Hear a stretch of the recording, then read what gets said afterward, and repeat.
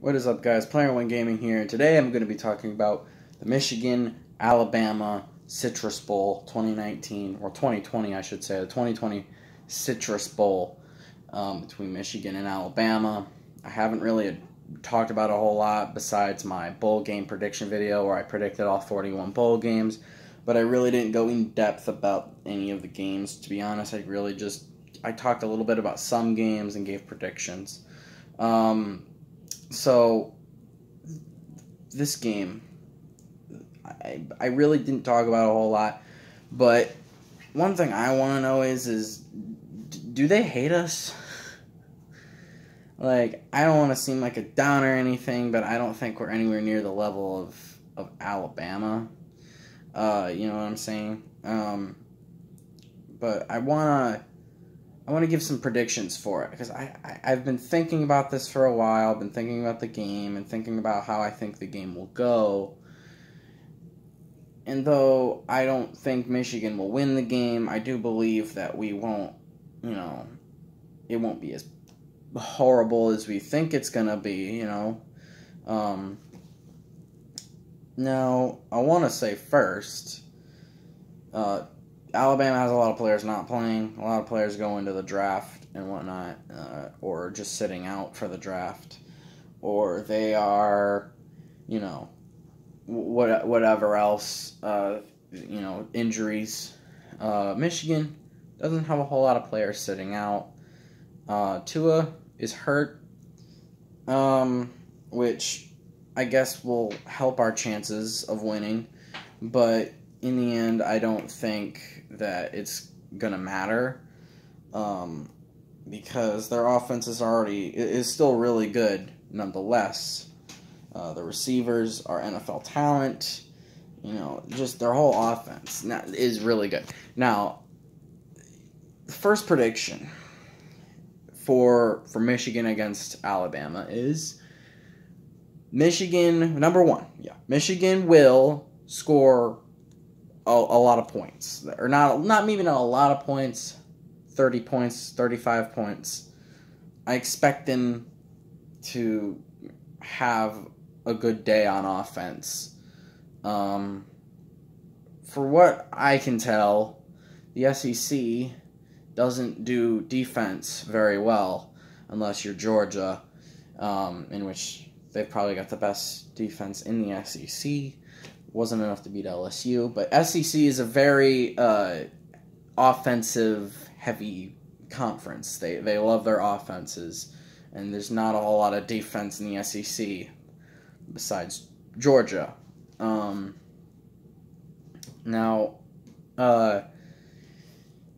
Alabama is another one of those cases. They don't have the greatest defense.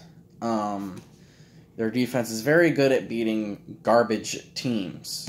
Now, if you remember, Michigan, it's weird, because with a game like, the Middle Tennessee State game, we scored 40 points in that game. The game was overall very just stressful to watch, but we still won in dominant fashion. But I wasn't happy with the amount of points we scored. I really believe we should have scored more, and I think we could have scored more if we did what we did in the Penn State game, or we did what we did in the Notre Dame game, or the Michigan State game, even. The Michigan State game, for sure. Or even the Indiana game. So I believe that Michigan will have a good day on offense. Again, I believe Shea Patterson will have another good day throwing the ball.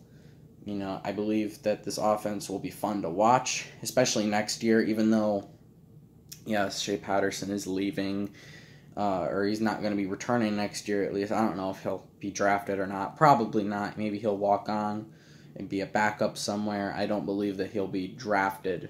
You know what I'm saying? So he's not going to be there next year. We've got Dylan McCaffrey. We've got Joe Milton. I've heard more so from people that they like Joe Milton more than Dylan McCaffrey, which I don't know why. Uh, Whenever I see Joe Milton, he doesn't really throw the ball a whole lot. He does a lot of running. Dylan McCaffrey, he's a good thrower from what I've seen. So he had a touchdown pass against Michigan State. He had a touchdown pass against Notre Dame. He had he did some things last year against like Wisconsin, and he did some things last year against like Penn State. So we know we got a little bit of what he can do, and I've been impressed with both guys. But here's the thing: I don't believe that either one will be, truly elite. So I don't know if the game gets out of hand or if it gets really late in the game for Michigan and we're down by a lot or something, just in case that does happen. Or if we're up by a lot, I have no idea. Could they? I'd like to see them play both of them really, because I really don't believe that we got to see enough of them this year. We got to see more of them, more so last year, but I hope that they return. They're gonna be back, but I hope that they're good. I hope that they're, they can throw the ball. I hope they can run the ball. I hope they can be a good quarterback for us and not make a ton of mistakes. So we need a really good quarterback, and I hope they can give us that.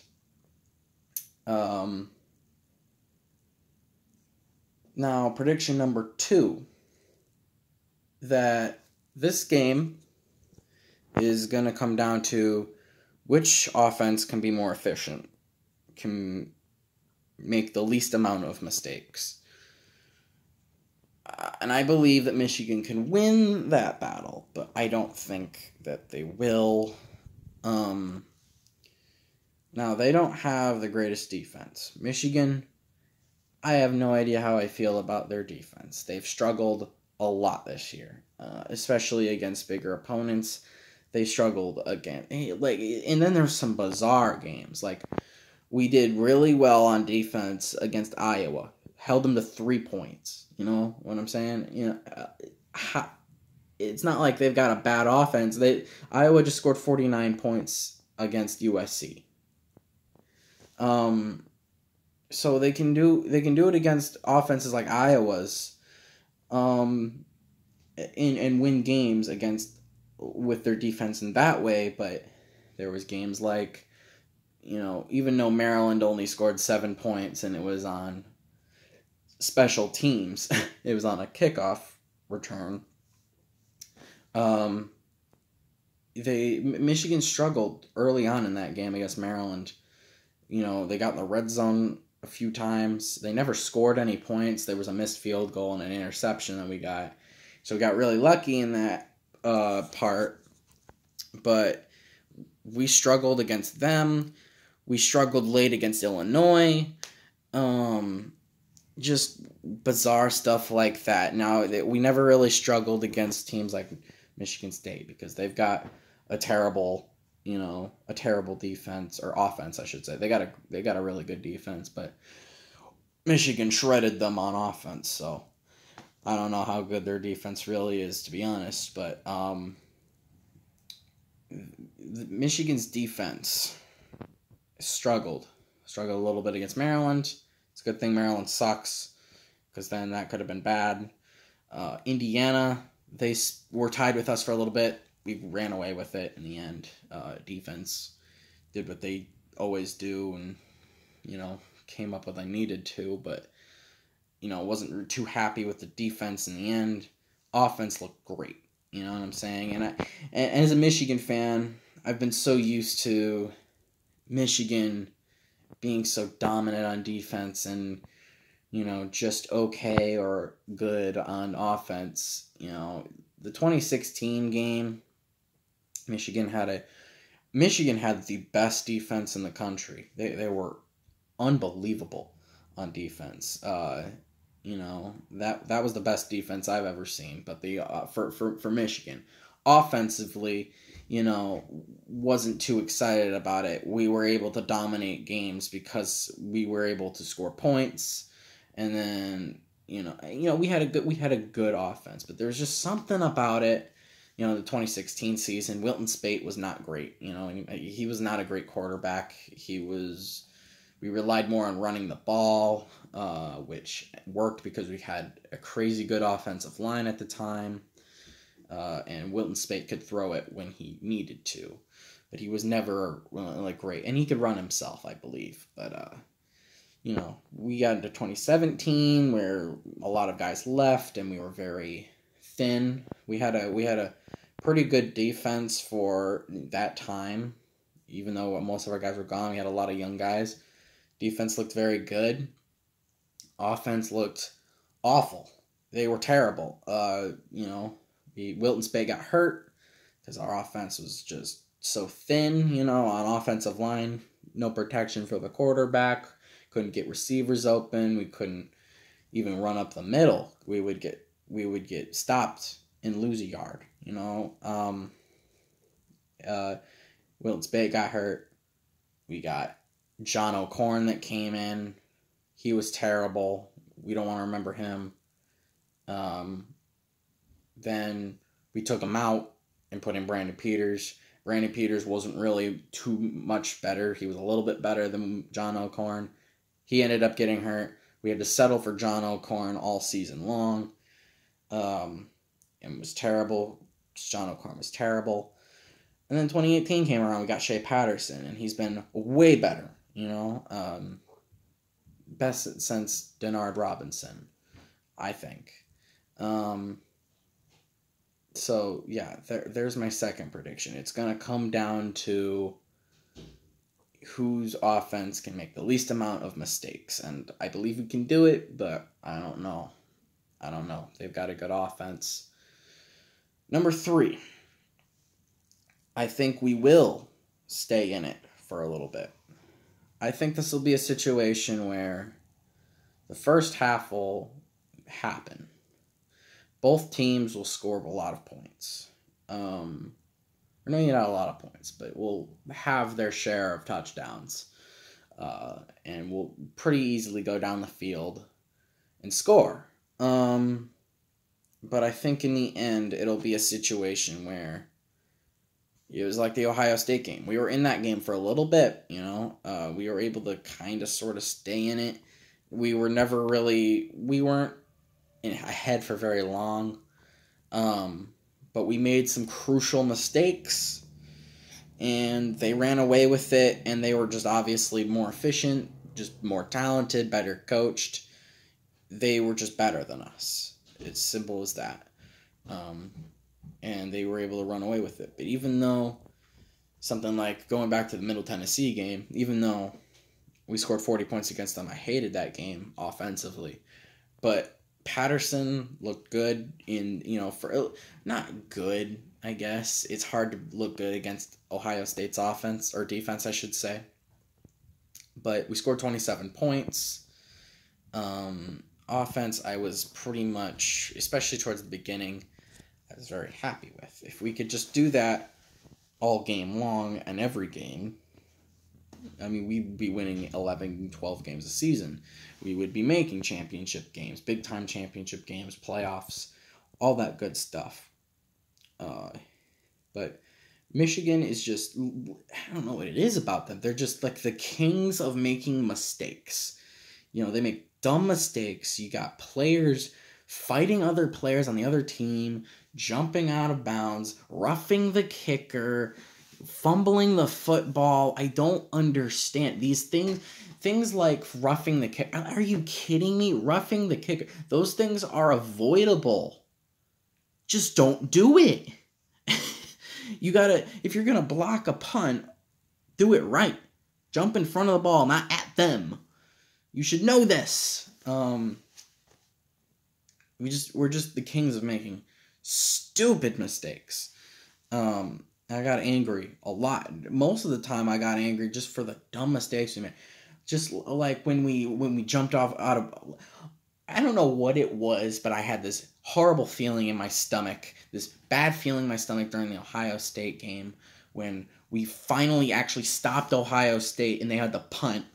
Um, I had this terrible feeling in my stomach that we were gonna jump off sides. One of our guys was gonna jump off sides, and they were gonna get to keep going on that drive. And it's exactly what happened. My gut feeling. Always listen to your gut feeling because it was right. It knew exactly what was good. I had this bad feeling it's something we were gonna make some dumb mistake.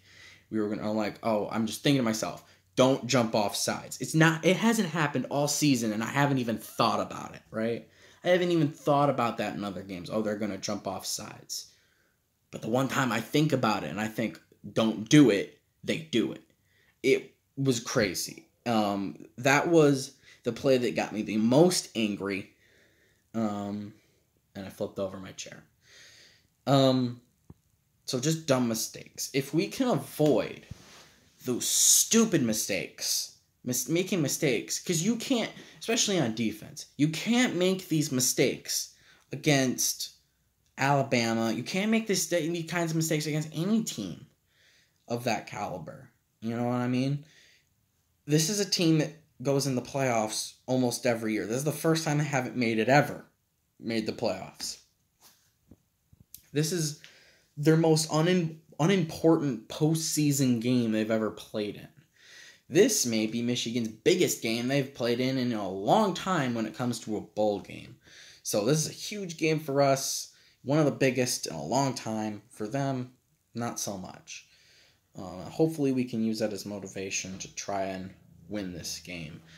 But I think if we are efficient on offense the whole way through, if we don't make dumb mistakes like fumbling the football and jumping off sides and face masks and pass interference and roughing the kicker, roughing the passer, just unsportsmanlike conduct penalties, if you can avoid that crap, we'll be in this game.